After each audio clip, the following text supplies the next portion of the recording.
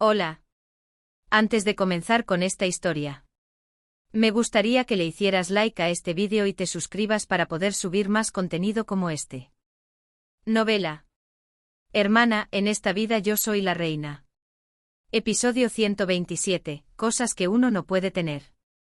Isabella, que había encontrado un acompañante presentable a los ojos de los demás, en lugar de una amiga de bajo nivel, un hermano inmaduro y un compañero que no la satisface, entró en la sala de los lirios con una sonrisa interior. Al entrar en el salón de baile, un sirviente del palacio le entregó una pequeña galleta de azúcar envuelta y un narciso. Era un regalo de bienvenida para todas las participantes femeninas. Gracias. La mayoría de los invitados ya habían entrado. Solo la familia real y la gran duquesa Lariesa de Valois de Gálico, una invitada de honor, no habían entrado en el salón de baile. Gracias a los condes Bartolini, incluso consiguieron un buen sofá en un rincón.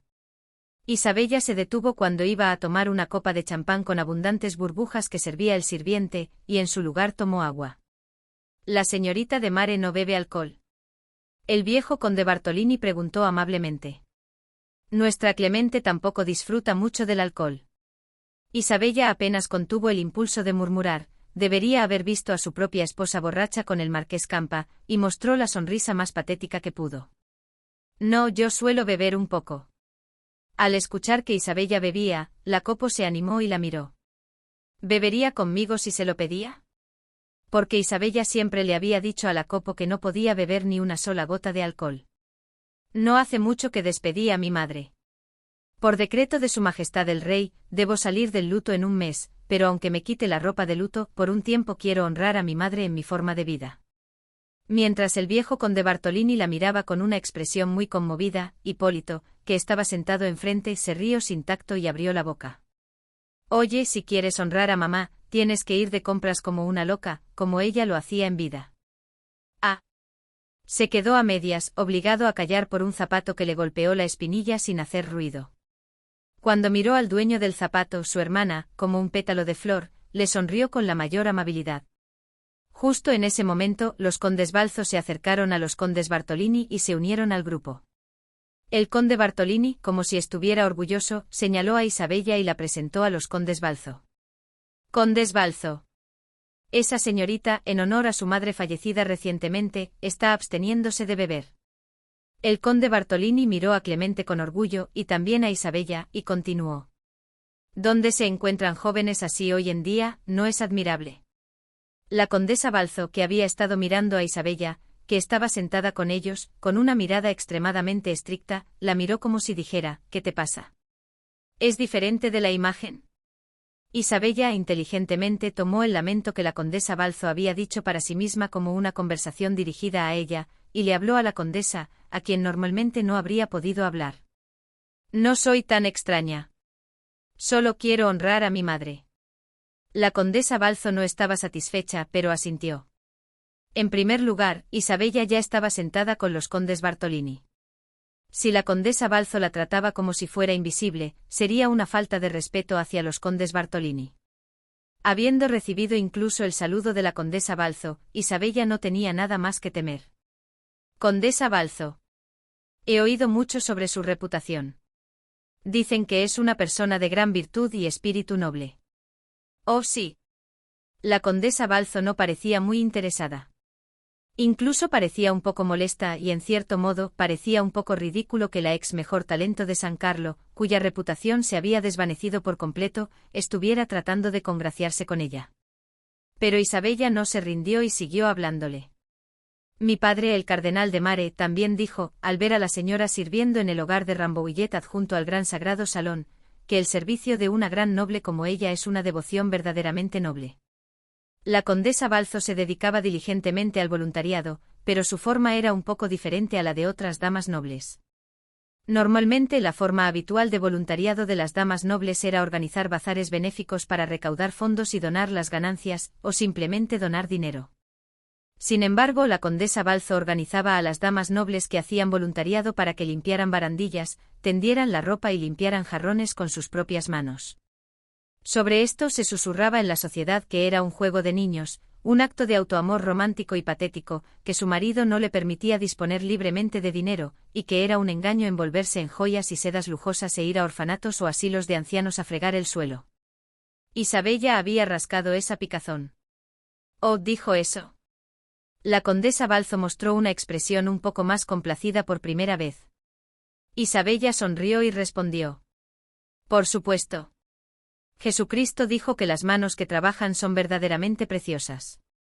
Era el momento en que el libro de meditación, que había copiado a la fuerza mientras estaba encerrada durante su periodo de reclusión, estaba dando sus frutos. Isabella decidió copiar todo de Ariadne. Cada vez que esa mocosa insignificante decía algo así, las damas mayores se desmayaban. Era el momento de usar lo que había aprendido bien. El trabajo propio no es valioso solo por el valor que uno crea. Discutir el valor de esa manera es vulgar. Al final, es una cuestión de desarrollo del carácter. Creo que cuando Jesucristo dijo eso, el énfasis estaba en la gratitud hacia los demás y la paciencia que uno puede aprender mientras trabaja. Era una historia de las meditaciones de los buscadores de la hermana Santa Clara, un comentario sobre el libro de meditación. Isabella simplemente recitó lo que había entendido a grandes rasgos como un loro. No estaba particularmente de acuerdo con el contenido. Aprender paciencia, tonterías, solo aumentará mi ira. Pero ella no mostró ni una pizca de imperfección y continuó hablando seriamente, manteniendo el contacto visual con la condesa Balzo. Parecía que la luz emanaba del rostro puro y hermoso de Isabella. Era una inmersión que no se quedaba atrás en comparación con cualquier actor de teatro. Todos organizan bazares benéficos para acumular bendiciones y doñan dinero a los pobres, pero es verdaderamente admirable que las personas nobles pongan sus propias manos en agua fría en invierno y cuiden a los niños. El cardenal de Mare también dijo eso. Los ojos de la condesa Balzo ya brillaban con la adulación que llegaba en el momento justo. Clemente a su lado, también miraba a Isabella con una expresión aturdida. Dios mío, la joven ha pensado mucho. Es diferente de lo que dice la gente. Bien, ha llegado el momento. Isabella bajó la cabeza y puso una expresión triste.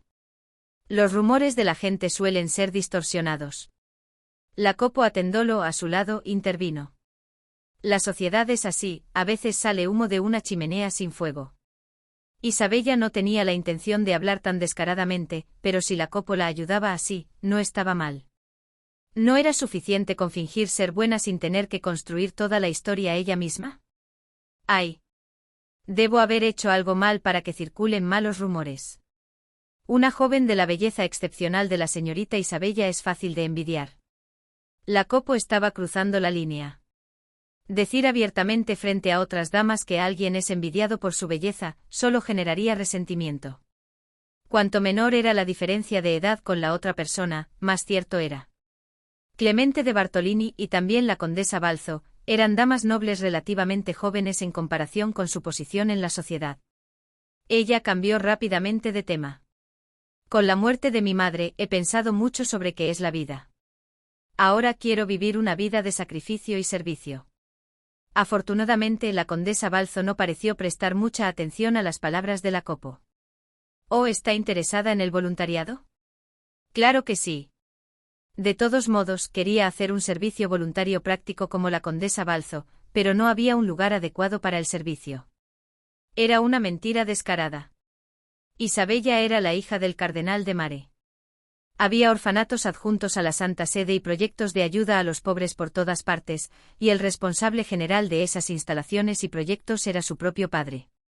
Pero ella sonrió débilmente. Al principio no sabía por dónde empezar. Isabella, ¿por qué no le pides a la condesa Balzo que te acompañe? Leticia la ayudó desde un lado. Bien, valió la pena haberte emparejado con mi hermano. Hizo su parte. Inesperadamente a la condesa Balzo no pareció disgustarle la propuesta. Entonces, ¿le gustaría venir la próxima vez, señorita Isabella? De todos modos, la marquesa Salvati ha estado postrada en cama últimamente y hay un puesto vacante. Dejando atrás a Clemente con el rostro distorsionado, Isabella sonrió radiantemente como una peonía de mayo. Pero no debía morder el anzuelo. Los amigos que se obtienen fácilmente se pierden fácilmente. ¿O por qué la marquesa Salvati se ausentó de la reunión? ¿Ah, por qué? Quizás las amigas solteras no se enteraron. Hubo un incidente en el que el bufón de la corte le confesó su amor. Un bufón jorobado que la realeza llevaba consigo como pasatiempo le confesó su amor a una dama a la que había admirado durante mucho tiempo. Fue una confesión de amor sincera. Pero la dama estaba casada, el bufón era jorobado, y no había ninguna conexión de ese tipo entre ellos. Hubo un gran alboroto el otoño pasado. El marqués Salvati no pudo soportarlo y fue a buscar al bufón y lo golpeó hasta casi matarlo. Debido a ese incidente, la familia del marqués Salvati ni siquiera pudo seguir a la corte real a Taranto. No es común que un caballero jure amor y devoción a una dama. ¿Dónde se compara un caballero con un bufón? Eso es cierto. Incluso la confesión es desagradable. Fue algo que no estaba a su altura, pero si el marqués Salvati se hubiera reído y lo hubiera dejado pasar, no habría habido ningún problema. No se puede negar que el marqués Salvati se enfureció sin razón y magnificó el asunto. La condesa Balzo y su séquito, que habían estado charlando entre ellos durante un buen rato, de repente se dieron cuenta de que habían excluido a las jóvenes amigas. La condesa Balzo miró a Isabella y respondió amablemente. De todos modos, debido a ese incidente, la marquesa Salvati se siente avergonzada de salir y no asiste mucho a las reuniones últimamente. Hay un puesto vacante. Oh, qué lástima. La marquesa Salvati realmente lo lamenta. Isabella miró al suelo con ojos llenos de melancolía, y luego miró a la condesa Balzo con una dulce sonrisa en su rostro. Si me invita, asistiré con gusto. Era la primera vez en los 16 años de vida de Isabella que le hacía la pelota a una mujer con tanta devoción. Pensó que era una pena desperdiciar su energía y sonrió aún más radiantemente con su hermoso rostro. En ese momento, la voz de un sirviente resonó desde el norte del salón de baile, anunciando la entrada de un invitado de honor. Su Majestad el Rey ha llegado. La voz de un sirviente del palacio resonó en el salón, anunciando la entrada del rey, León III, desde el pasillo trasero de la Sala de los Lirios, cuyo uso estaba prohibido para el público en general y reservado para los invitados de honor. Pabam. Pabeabam. Por si los invitados no hubieran oído el anuncio de entrada gritado a viva voz, 12 guardias de honor del rey aparecieron y tocaron sus cuernos. Los invitados detuvieron inmediatamente sus conversaciones y se levantaron, girándose hacia el pasillo de los invitados de honor. Entre el sonido resonante de los cuernos, aparecieron Leo III a la cabeza y la reina Margarita caminando a su lado. Justo detrás de la majestuosa pareja real, estaba el príncipe Alfonso. Su rostro era inexpresivo. La mano izquierda de la gran duquesa Lariesa descansaba en su brazo. Además, el duque Mireille, el más alto funcionario de la delegación del reino de Gálico, y la condesa Rubina, la amante del rey, los seguían. Los ojos de Isabella brillaron. El conde César, que la había rechazado fríamente, había llegado al baile de la corte escoltando a su madre. Gracias a eso entró al salón de baile por el pasillo de invitados de honor junto con la familia real. Conde César, te haré arrepentirte. No sabía cómo, pero lo haría. Isabella no olvida el rencor de haber sido rechazada. Independientemente de los resentimientos que Isabella de Mare, que era solo una invitada, albergaba mientras miraba a la familia real, León III, haciendo alarde de su autoridad, se dirigió al estrado preparado al frente y levantó su mano derecha. Los invitados que llenaban la Sala de los Lirios se quedaron en silencio de inmediato. Mis fieles súbditos, bienvenidos al baile de la corte que marca el comienzo del Festival de Primavera. Ustedes son las figuras clave de San Carlo y las personas que merecen el mayor respeto. La audiencia aplaudió al unísono. Como todos saben, las negociaciones se han prolongado, pero hoy hemos organizado un baile con los invitados de honor del reino de Gálico, con quienes estamos considerando una alianza matrimonial.